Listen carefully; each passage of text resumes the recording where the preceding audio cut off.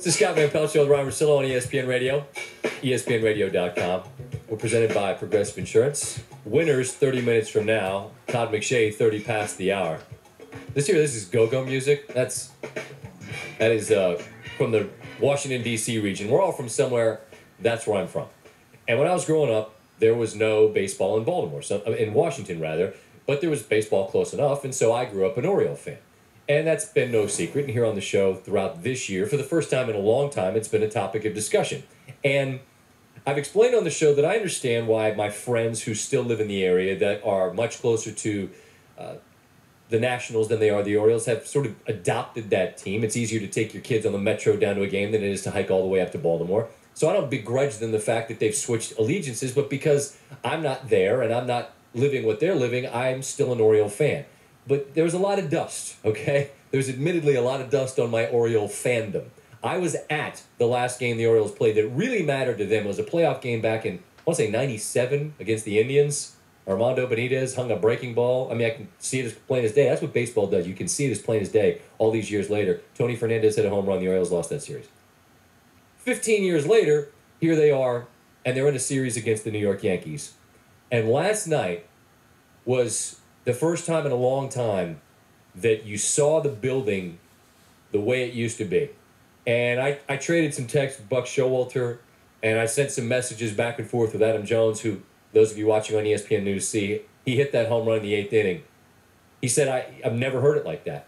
And it's a wonderful reminder to what once was, and it's a reminder to me of what baseball represents. I've talked on this show. I've shared the story with my dad and taking me to Oriole games and catching the Brooks Robinson foul ball and losing it, and then having Brooks send one back to me. And there's an emotional attachment in this sport that, for a lot of people, is unique.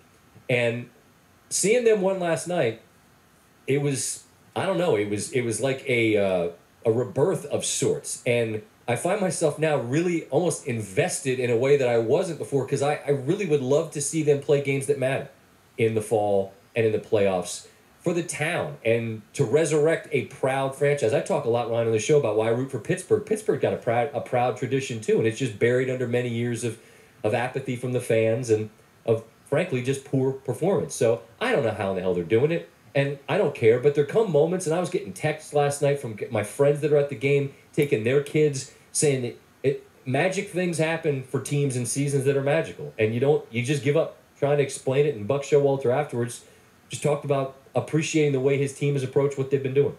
9 innings is an exposure of a lot of things. 162 games. There's no strengths or weaknesses, and it's pretty relentless and heartless. But I really like the look in our guys' eyes tonight from the time that the game started.